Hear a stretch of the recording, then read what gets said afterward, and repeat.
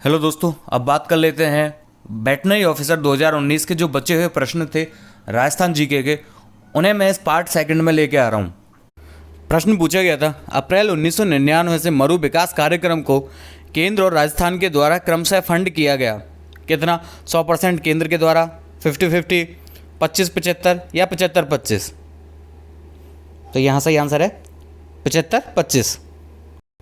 तो अब एक्सप्लेनेशन देख लेते हैं थोड़ा सा मरु विकास कार्यक्रम की। तो मरु विकास कार्यक्रम है, ये 1977 और 78 में प्रारंभ हुआ था। 1985 से केंद्र सरकार जो है इसका वहन कर रही थी और 1 अप्रैल 1999 ईस्वी से केंद्र तथा राज्य सरकार का अंश जो है वो 75 और 25% हो गया था 1 अप्रैल 1999 ईस्वी से। तो यह योजना जो है राष्ट्रीय कृषि आयोग की सिफारिश पर शुरू की गई और यह राजस्थान के 16 जिलों में संचालित है।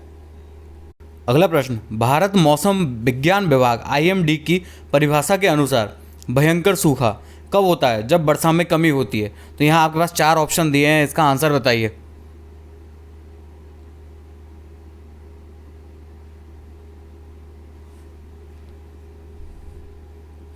यहाँ सही आंसर है सेकंड ऑप्शन, 50% से अधिक। देखिए, भारत मौसम विज्ञान विभाग ने जो ये मौसमी सूखा है इसको दीर्घ अवधि के अनुपात में, ये संदर्भ में वर्षा में हुई कमी के आधार पर वर्गीकृत किया है।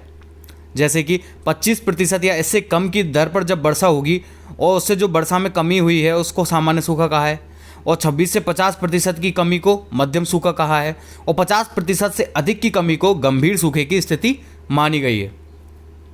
अगला प्रश्न, जून 2018 में अरावली में अत्यधिक वनोन्मूलन के लिए निम्न में से किस संगठन के द्वारा केंद्र, हरियाणा तथा राजस्थान को नोटिस दिया गया?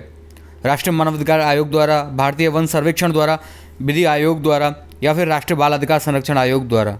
तो यहाँ सही आंसर है राष्ट्रीय मानवाधिकार आयोग द्वारा। अब देख लेते हैं NHRC यानी राष्ट्रीय मानवाधिकार आयोग के बारे में। तो राष्ट्रीय मानवाधिकार आयोग की स्थापना मानव अधिकार संरक्षण अधिनियम 1993 के प्रावधानों के तहत 12 अक्टूबर 1993 को की गई, और मानवाधिकार आयोग का मुख्यालय कहाँ है? नई दिल्ली में स्थित है।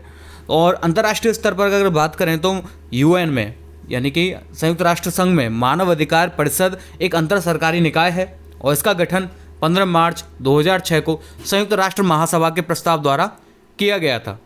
और NHRC जो है उसकी संरचना बहुसदस्यीय है, इसमें एक अध्यक्ष सहित 7 सदस्य होते हैं। यह प्रश्न कई बार पूछा जा चुका है एग्जाम्स में, NHRC में कितने सदस्य होते हैं अध्यक्ष सहित। अगला प्रश्न, डीडवाना, पचपदरा, सावर झीलों में मृदा पाई जाती है, कौन सी? बताइए।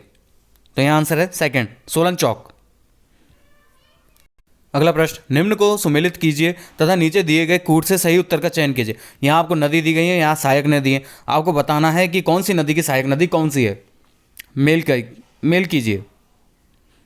तो चंबल की जो है वो है तीसरा ऑप्शन पार्वती, और लूनी की जो है वो है जवाई, माही की है जाखम, और बनास की है बेड़च। तो ये सही है। तो यहाँ ये चौथा ऑप्शन सही है, 3, 4, 1, 2। अगला प्रश्न, झालावाड़ अवस्थित है भोराट पठार पर, मध्य माही मैदान में, हाड़ौती पठार पर या चंबल बेसिन में? तो यहाँ सही आंसर है हाड़ौती पठार पर।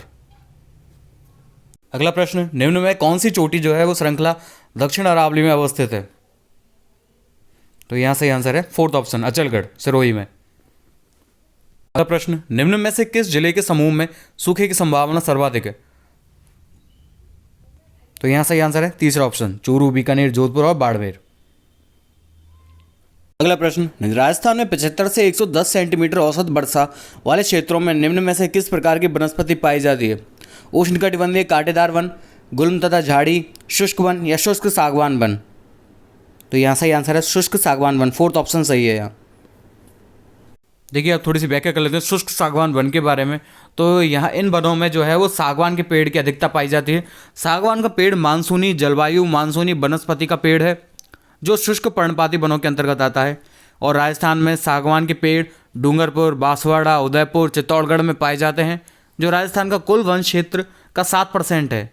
अर्थात 7% भाग पर सागवान, शुष्क सागवान के वन पाए जाते हैं, और सागवान के पेड़ बांसवाड़ा वन मंडल में सर्वाधिक पाए जाते हैं। अगला प्रश्न, निम्न में से कौन सी झील ढेबर झील के नाम से भी जानी जाती है? डीडवाना झील, पिछौला झील, जयसमंद झील या कोलायत झील? यहाँ से आंसर है थर्ड ऑप्शन, जयसमंद झील। देखिए ये जो मनोहर दृश्य है ये जैसमंद झील या ढेबर झील का है, जिसका दूसरा नाम ढेबर भी है। और यह जो है एशिया की सबसे बड़ी कृत्रिम झील होने का से गौरव प्राप्त है। यह उदयपुर जिले मुख्यालय से 51 किलोमीटर की दूरी पर दक्षिण पूर्व की ओर उदयपुर सरोवर मार्ग पर स्थित है। और इसका निर्माण जो है महाराजा जयसिंह द्वारा 1711 और 1720 ईस्वी के बीच में कराया था। अगला प्रश्न, 2011 की जनगणना के अनुसार राजस्थान की साक्षरता दर कितनी है? तो यहाँ से आंसर है 66.1%। अगला प्रश्न, सूची 1 को सूची 2 से सम्मिलित कीजिए तथा नीचे दिए गए कूट से सही उत्तर का चयन कीजिए। सूची 1 में आपको पशु दिए गए हैं, सूची सेकंड में आपको नस्ल दी हुई है। आपको बताना है कि कौन सा पशु की कौन सी नस्ल है। तो देखिए भेड़ जो है उसकी है नाली। गोवंश, गोवंश कौन सा है इनमें से? राठी। ऊंट कौन सा है इनमें से? नाचना। और भैंस कौन सी है इनमें से? मुर्रा। तो ये बिल्कुल सही मिलान है इनका। और ऑप्शंस में देखें तो पहला ऑप्शन यहाँ सही है, ए में 4, बी में 3, सी में 2 और डी में 1। अगला प्रश्न, बड़बारी यानी बारबरी नस्ल संबंधित है गौवंश से, भैंस से, बकरी से या भेड़ से? तो यहाँ सही आंसर है बकरी से, थर्ड ऑप्शन बारबरी बकरी।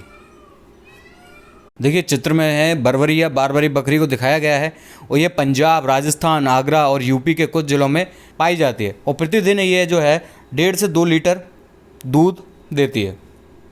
अगला प्रश्न, उड़न गिलहरी का बास से कहाँ है? जवाहर सागर अभ्यारण्य, सीता माता अभ्यारण्य, कुंभलगढ़ अभ्यारण्य या टोडगढ़ रावली अभ्यारण्य? तो सही आंसर है यहाँ सीता माता अभ्यारण्य, सेकंड ऑप्शन सही है। अगला प्रश्न, निम्न में से राजस्थान का कौन सा राष्ट्रीय उद्यान क्षेत्रफल में सबसे बड़ा है? सरिस्का राष्ट्रीय उद्यान, मुकुंदरा हिल्स राष्ट्रीय उद्यान, राष्ट्रीय मरु उद्यान या रणथंभौर राष्ट्रीय उद्यान? तो यहाँ सही आंसर है रणथंभौर राष्ट्रीय उद्यान।